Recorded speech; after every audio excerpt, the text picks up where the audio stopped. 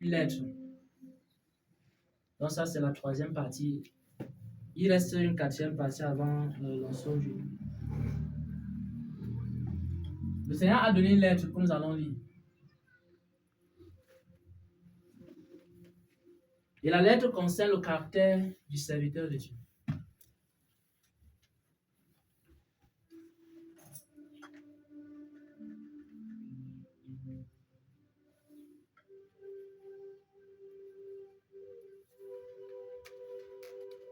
C'est une lettre qui a été reçue au ciel.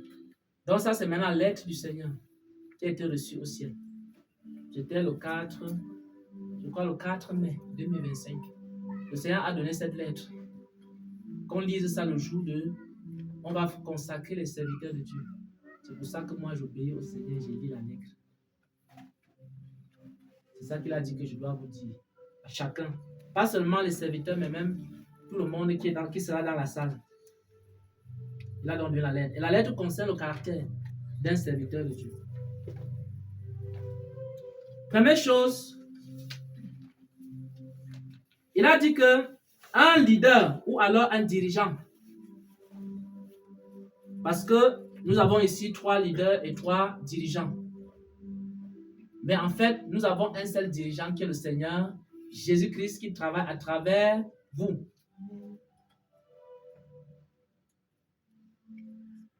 Un dirigeant est une personne qui montre l'exemple. Je lis la lettre. Un dirigeant est une personne qui montre l'exemple.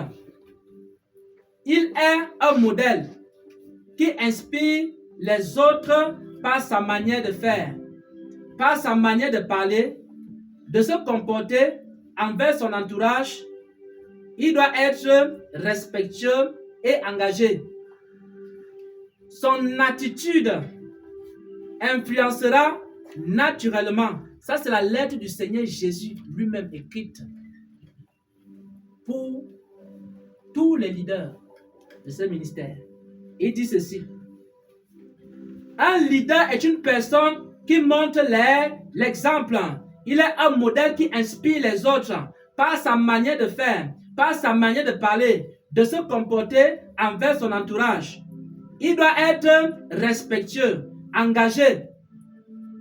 Son attitude va influencer naturellement les autres, car les gens suivent ce qu'ils voient plus que ce qu'on leur dit.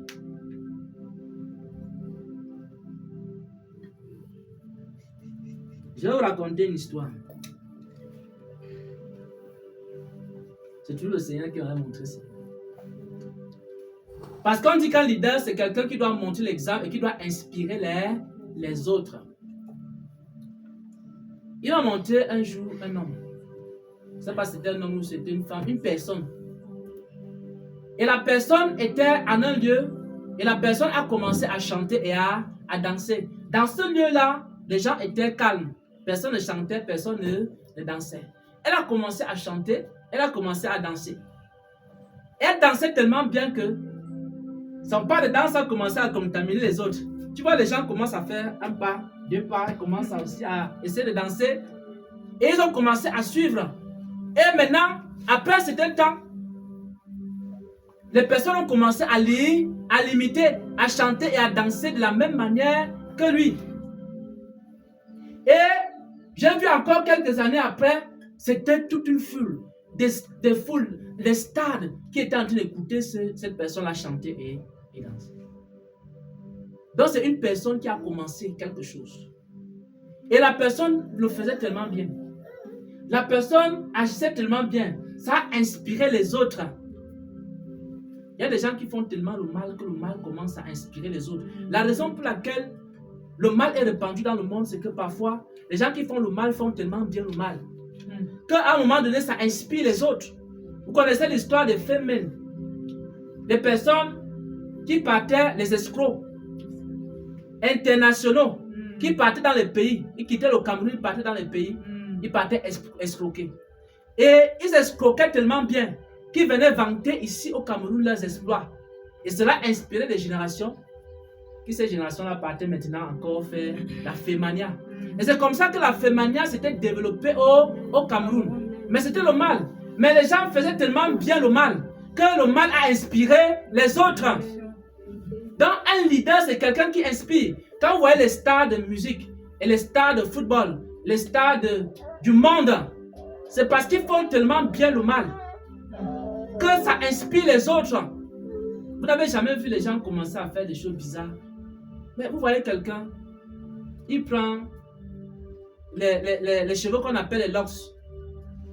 Il prend ça, il met ça comme ça, il est bien sale. Vous connaissez comment les artistes musiciens s'habillent lors de leur concert. Vous voyez les pantalons sales, parfois le pantalon est comme ça, les cheveux ébouriffés. Vous voyez, le lendemain, les jeunes garçons commencent à se coiffer comme ça. Les jeunes filles commencent à s'habiller comme ça. Quand vous voyez les concerts des artistes là, parfois elle fait exprès, elle met la vie ici, au niveau du nombril. Je vous dis la vérité, le lendemain là, vous voyez, les jeunes filles commencent à faire la même chose. Pourquoi? Parce que les gens ont vu. Ça les a plu. Et la personne faisait tellement bien le mal qu'à un moment donné, ça a inspiré d'autres personnes à faire la même chose. Nous devons faire l'œuvre de Dieu de manière tellement inspirante. Ce n'est pas avec la colère dans le cœur, ça va inspirer qui? Si tu fais quelque chose avec la colère dans le cœur, ça ne peut inspirer personne. Parce que quand quelqu'un voit ton visage, comment tu as le visage de quoi encore là? Quel animal? Le taureau, c'est quoi? L'animal le plus bizarre là. Il est effrayant. Ouais, peut-être le guénon. Quand tu vois comme ça, on dit non, je ne peux pas servir un tel Dieu.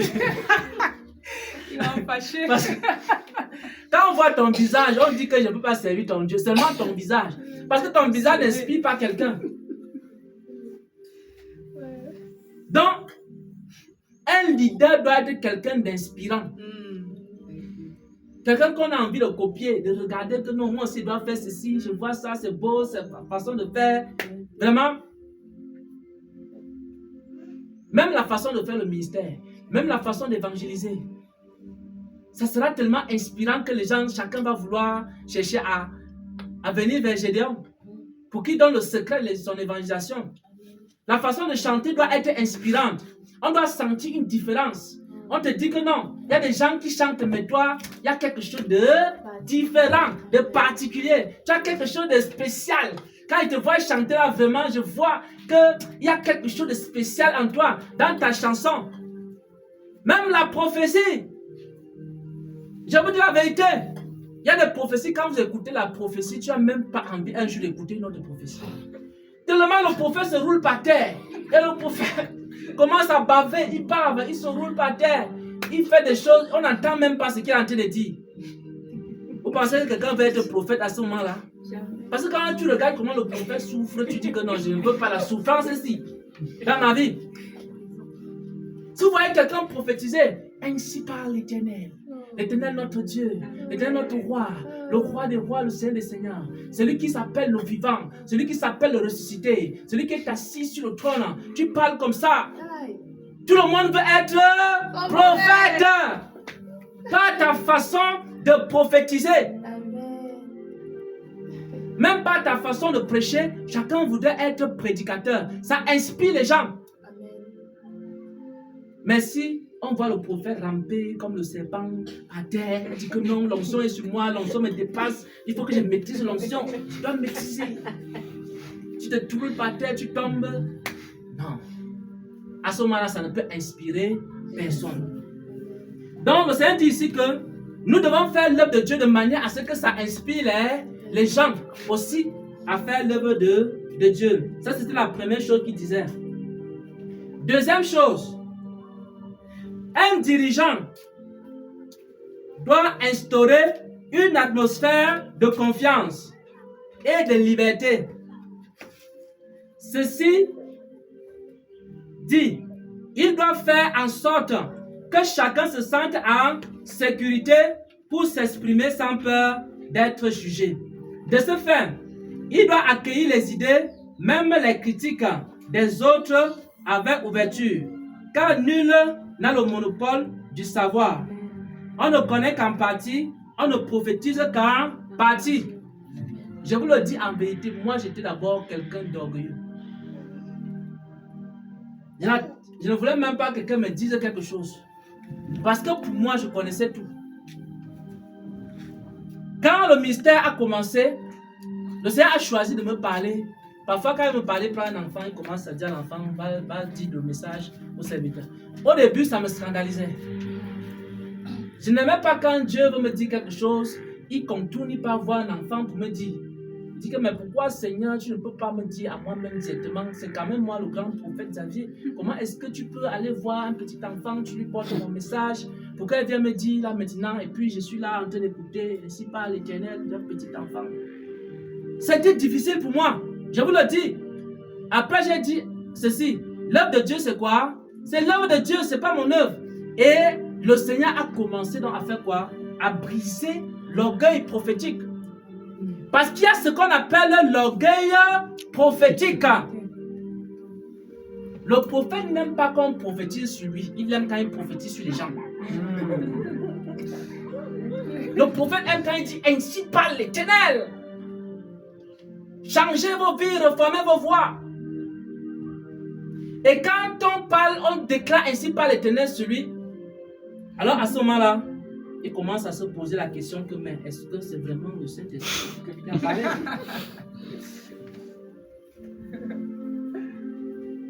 Le Seigneur a commencé à briser cela. J'ai commencé à écouter tout le monde. C'est pour ça que même dans l'église, les gens ont commencé à parler. Moi aussi j'écoutais, j'examinais. Je me rappelle quand les gens arrivaient ici, personne ne voulait parler. Tout le monde se voulait par terre pour ne pas prophétiser. Oui, les gens sortaient. Le Gouanan et tout ça. Les gens sortaient pour aller prophétiser dehors. Mais on a quand même donné la confiance aux gens. On leur a dit non. Vous pouvez prophétiser. Vous pouvez dire ce que vous voulez. Vous savez, dans le leadership, l'une des choses les plus dangereuses, c'est lorsque on ne te dit plus rien. Les gens restent comme ça et te regardent. Moi, c'est le moment le plus dangereux. Les gens croient que moi, j'aime les gens qui me bousculent un peu. Même comme parfois, quand tu me bouscules, je te bouscule aussi. Ouais, un peu. Ouais, mais je préfère une personne qui me bouscule qu'une personne qui est trop calme. Il me regarde seulement comme ça. Tu dis, même moi, je dis oui. Oui, serviteur de Dieu, oui, homme de Dieu. Oui, tout ce que tu dis, c'est vrai, c'est bon. Oui, je suis d'accord, je suis d'accord, je suis d'accord. Mais ces genre de personnes, c'est le plus dangereux. Pourquoi? Parce que la personne ne veut pas s'exprimer devant toi. La personne va tirer son frère de vie. Je vais te dire maintenant. Et c'est là-bas maintenant qu'on va aller te dire les 4 vérités. Tu ne sauras jamais ce qu'il y a dans ta vie. Donc, nous devons faire un effort en tant que leader d'instaurer un climat de confiance. La seule chose que moi j'évite, c'est le mépris. Nous ne devons pas également faire en sorte que les gens commencent à nous mépriser et dire n'importe quoi. C'est à ce moment-là que moi aussi je m'arrête, je dis non. Vous devez avoir la différence envers vos leaders. Mais ce n'est pas le terrorisme qu'on va commencer à terroriser les gens. Vous avez vu la jeune fille qui a écrit dans le groupe? Est-ce que vous m'avez vu la terroriser? Non. Jamais. J'essaie de reprendre avec douceur. Et elle comprend beaucoup de choses. Et c'est à travers elle que les autres là qui disent oui, homme de Dieu, commencent à dire ah oui, maintenant c'est là. Tu as posé la question que l'on voulait poser depuis. Vous n'avez pas remarqué ça? Ah, c'est vrai. Il dit oui, oh, on t'aime beaucoup, continue comme ça. On la met devant. Oui, va de l'avant, pose les questions. Et je réponds à ça parce que je veux que les gens comprennent qu'on n'a rien à cacher. Et que les gens peuvent vraiment poser des questions. Parce qu'on n'est pas là pour faire quelque chose de bizarre. Nous sommes là pour agir dans la lumière. Amen. Un bon dirigeant, troisième chose. Le Seigneur dit ceci. C'est la lettre que le Seigneur envoie pour les leaders. On doit leur lire cette lettre jusqu'à la fin. Je dois vous lire la lettre. Un bon dirigeant doit être juste et équitable. C'est-à-dire qu'il donne à chacun la même attention, la même écoute. Ce n'est pas parce qu'il connaît tel ou tel autre qu'il doit agir, encore moins le contraire. Car il doit faire preuve de justice et d'équité. Il doit faire acception de personnes. il ne faut pas avoir les préférés. Ça, c'est le combat que je mène. Oui, il faut surveiller l'enfant.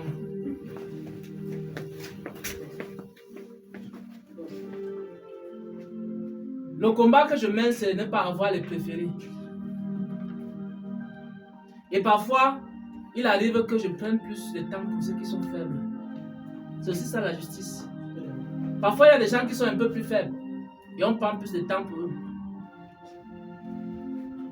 Pour les aider, pour les fortifier. Mais quand on commence à dire, moi je suis de Paul, moi je suis d'Apollos, parce que ça arrive, hein. Les gens vont dire, moi je suis du serviteur Charles. Ma personne c'est le serviteur Charles. Ma personne à l'église ici, c'est le serviteur Charles. Même le serviteur Xavier là, je ne suis même pas avec lui. Et toi tu es le serviteur Charles, tu dis oui, tu as raison, tu es ma personne. Vraiment, toi et moi on va faire nos choses. Maintenant voici les personnes du serviteur Xavier. C'est tel. Bon, nous, nos personnes, c'est ça. Et puis l'autre crée encore son camp. On dit le camp de telle servante. Et quand les gens viennent dire que non, tu es ma personne.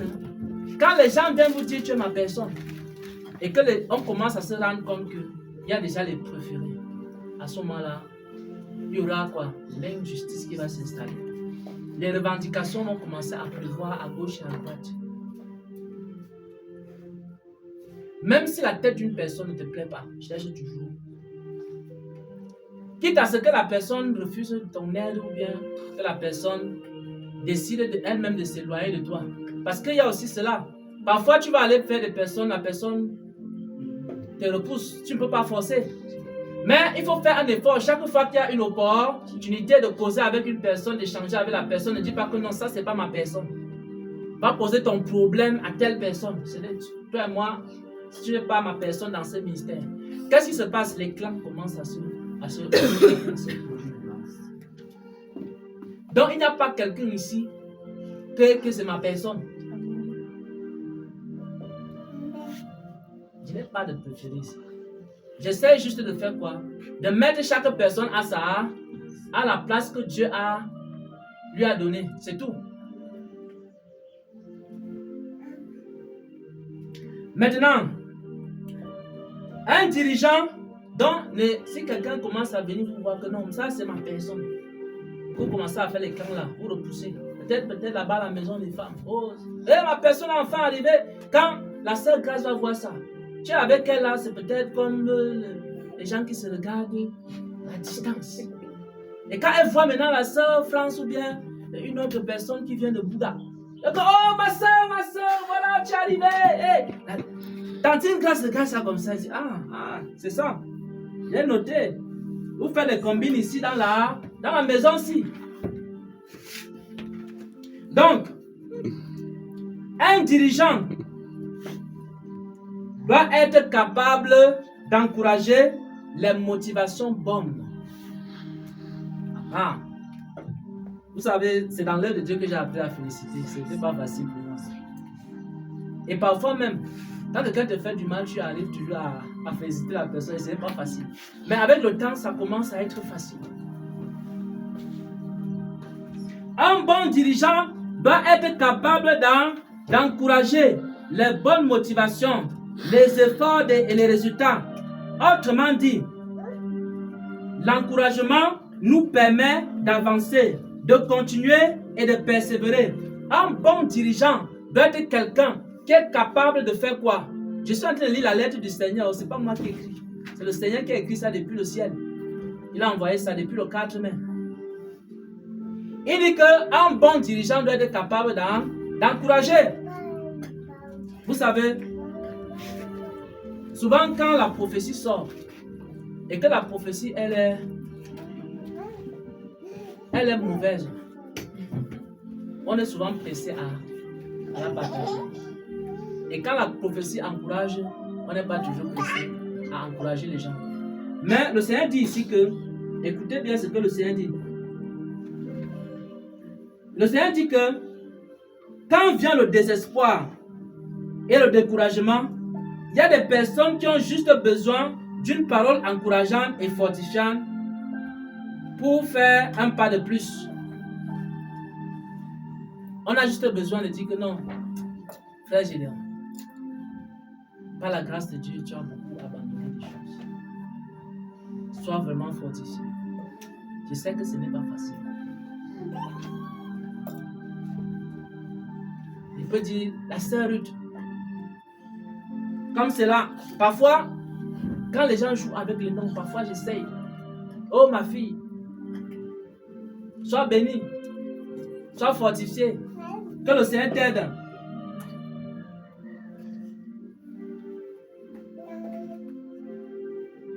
Et nous devons aller chercher dans le dictionnaire des encouragements, les belles paroles. Si quelqu'un ne connaît pas encourager, et si quelqu'un connaît déjà encouragé, lui-même peut m'enseigner comment on encourage, pour que moi-même j'améliore ma capacité d'encourager. Je vous dis la vérité, dans l'œuvre de Dieu, si vous ne savez pas encourager, à un moment donné, vous savez, il m'arrive parfois de recevoir, je vous dis maintenant sincèrement, quelque chose. Il m'arrive de recevoir les prophéties sur les gens. Je le dis vraiment, vraiment, écoutez attentivement, même les prophètes, quand vous recevez les prophéties, il m'arrive de recevoir les prophéties sur les gens. Et je sais que c'est grave. Quand je vois la personne, je vois les petits efforts qu'elle essaie de faire, même avec ces faiblesses-là. Je dis que si je prends la prophétie, si je donne la prophétie telle qu'elle l'a, je vais tuer ça. Même la petite motivation qu'elle avait, elle avait tué ça. Je vous dis la vérité. Parfois, il m'arrive de garder les prophéties même pendant 1 mois, 2 mois.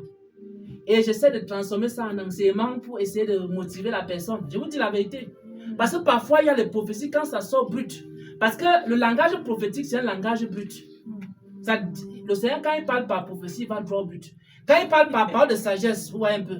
Quand il parle par parole de sagesse, il essaie d'envelopper ça par la douceur de la sagesse. Vous savez que dans la sagesse, il y a la douceur. La parole prophétique, elle est plutôt directe. Elle est très directe. La parole de connaissance, c'est qu'il faut dire quelque chose à quelqu'un. Donc, comme tu peux essayer encore de voir comment tu peux dire en fonction des dispositions de son cœur. Donc, tu peux dire une partie aujourd'hui, tu dis l'autre demain, etc. C'est ça la parole de connaissance. La parole de sagesse, c'est... Moi, j'aime beaucoup la parole de sagesse. Parce que la parole de sagesse... C'est vrai, j'ai le don de prophétie. Mais j'aime la parole de sagesse. Beaucoup parce que dans cette parole de sagesse, on enveloppe quelque chose avec la douceur et une certaine compréhension. Mais la parole prophétique, elle est directe. Et parfois, quand je reçois une parole prophétique et que je sais que c'est dur, et je regarde la personne et je dis non, la personne ne peut pas supporter la prophétie. Parfois, il m'arrive même d'attendre un peu de prier même pendant un certain temps. Je vous le dis en vérité. Personne ne va mourir parce que vous n'avez pas donné une prophétie. Rapidement, là, surtout les prophéties dures, je vous dis la vérité. Personne ne va mourir. Sauf si la prophétie, c'est que tu as fait l'accident. À ce moment-là, ce n'est pas une prophétie qui... Voilà. Là, il faut donner la prophétie rapidement. Mais si c'est des choses vraiment compliquées, essayez de revoir le langage de la diplomatie et tout ça là. Elle est à l'école de Nathan le prophète. Vous connaissez Nathan le prophète, c'est son école là. Nathan le prophète, elle est à l'école, la parole de sagesse associée à la prophétie. C'est-à-dire qu'il associait la prophétie à la parole de sagesse. Et maintenant, quand la prophétie était donnée avec la parole de sagesse, ça produisait un meilleur résultat.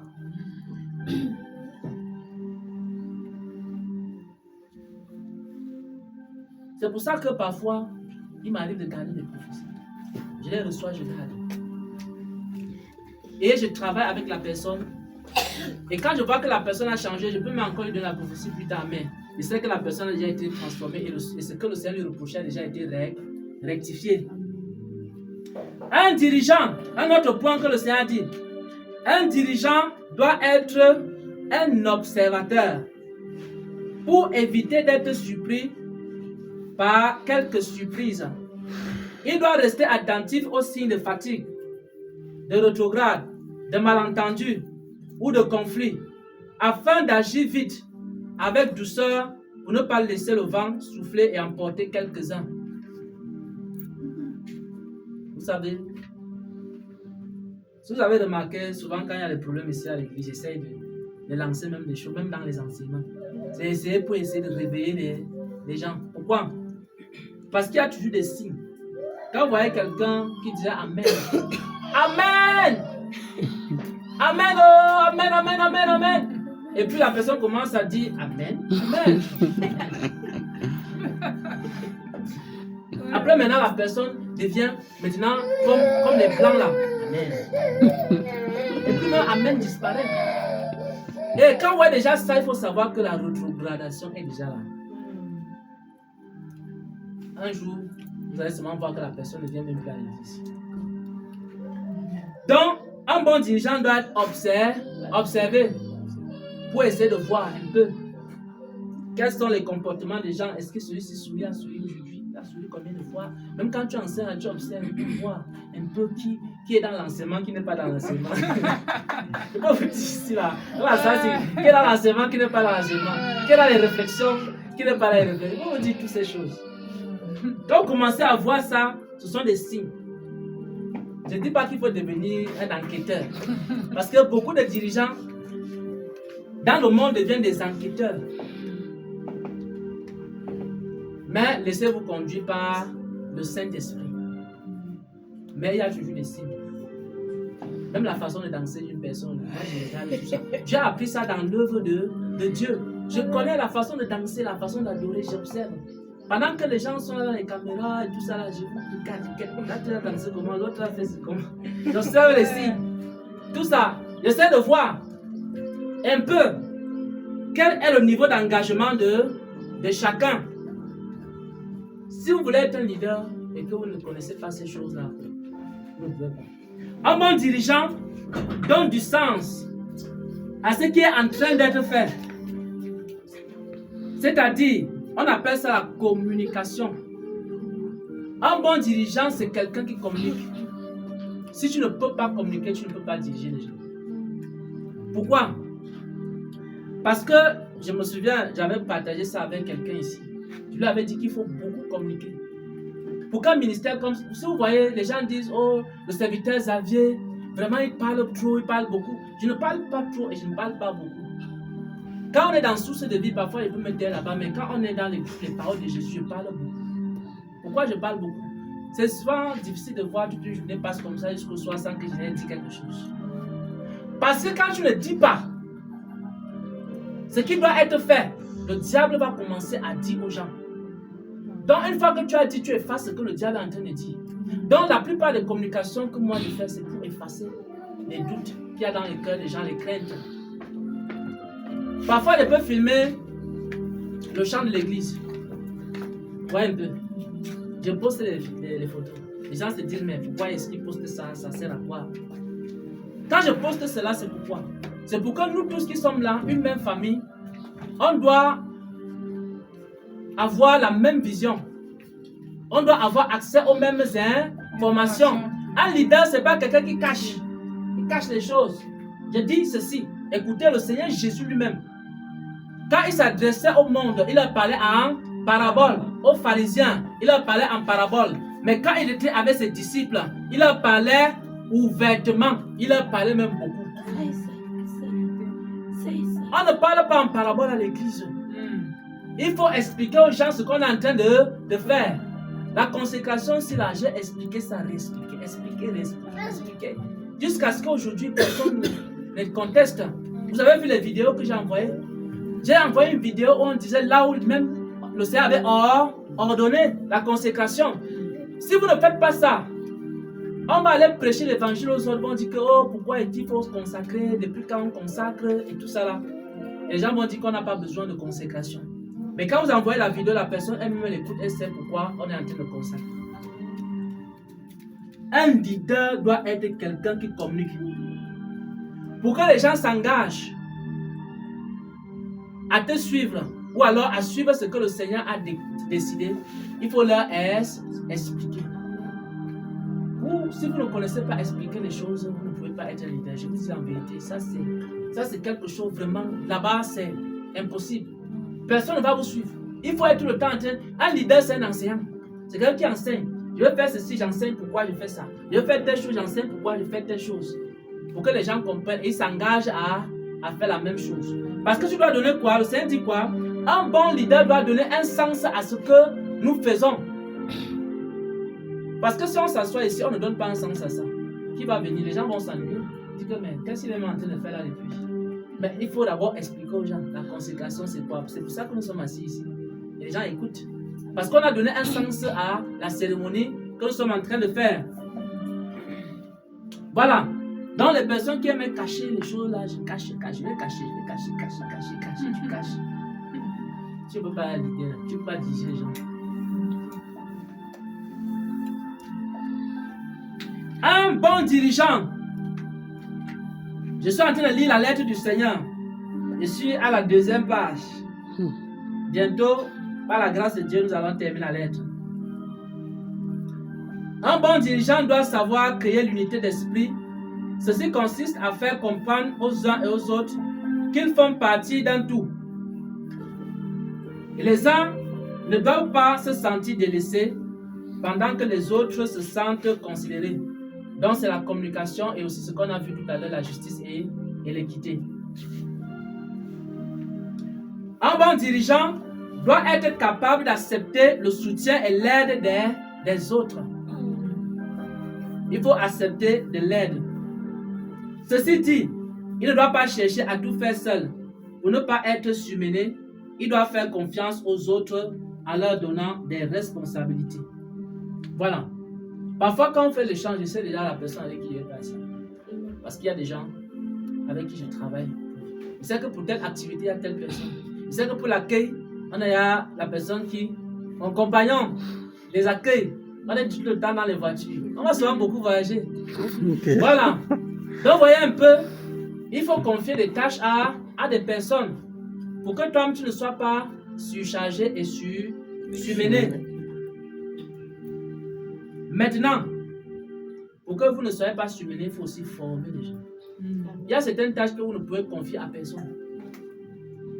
Il y a certaines tâches, quand on dit par exemple, il faut poser la fondation. S'il n'y a pas quelqu'un qui est capable de poser la fondation, vous ne pouvez pas lui donner une tâche qu'il ne peut pas accomplir. Vous êtes obligé donc en tant que leader de faire quoi? De former. Vous devez demander donc au Seigneur de former ces personnes-là. Vous devez travailler à leur formation. Parce que ce qui fait en sorte que vous soyez libre demain, c'est la formation que vous aurez donnée aux gens. Je vais prendre le cas d'Abraham. Un jour, le Seigneur m'a enseigné sur les deux prophètes, Abraham et Moïse. Abraham avait tellement formé les gens. Jusqu'à ses serviteurs dans la maison, il les avait tellement formés qu'il pouvait leur confier des tâches. Et là, maintenant, il était dans le repos. Il faut suivre les enfants.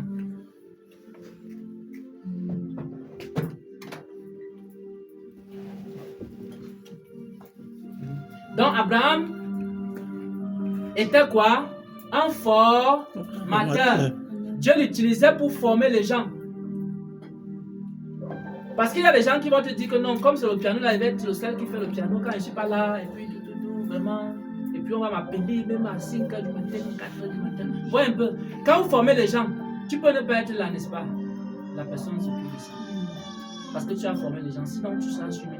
Et c'est pour ça que la période-ci, on va beaucoup travailler. On sera un peu surmené. Mais lorsque le Seigneur va envoyer des personnes et que ces personnes seront formées, on va commencer à souffler un peu.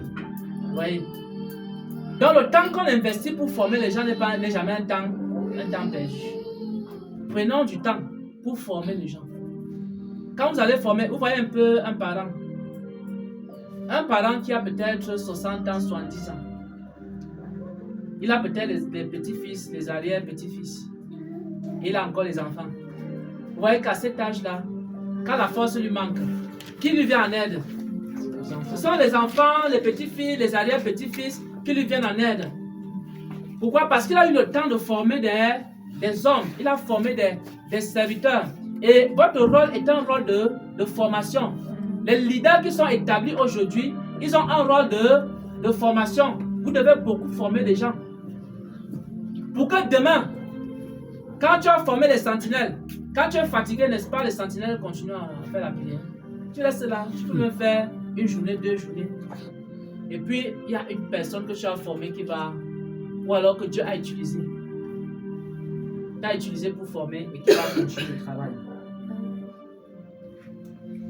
Nous allons souffrir pour un début. Mais quand les gens seront formés, nous allons moins souffrir. Pour l'instant, nous faisons encore beaucoup de choses.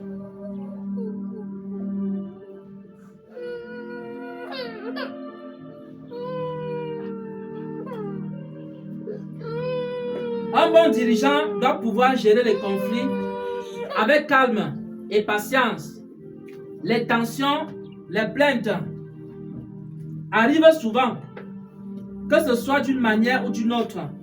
C'est la manière de les régler qui est le plus important.